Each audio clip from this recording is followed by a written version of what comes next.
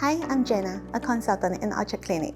Among our many body parts, the vulva and vagina are some of our most private and least talked about. When we say the word vagina, many women shy away. Yet, this is a part of us that undergoes tremendous changes after giving birth and as we age. Today, we talk about 3 common ways our vagina changes through childbirth and menopause, and how we can manage it.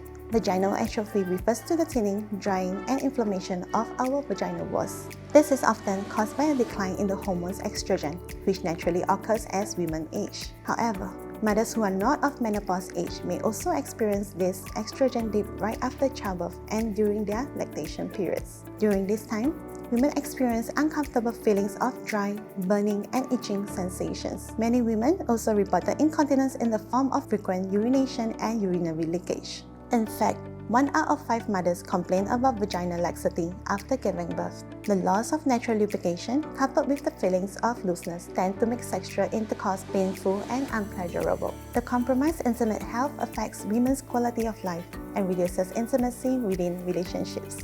Are there ways to manage these symptoms? Women may commonly be prescribed creams, medication, rings, or even suggested vaginoplasty.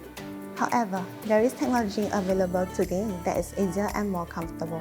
Orchard Clinic employs radiofrequency to regenerate the vaginal tissues and boost collagen and elastin production.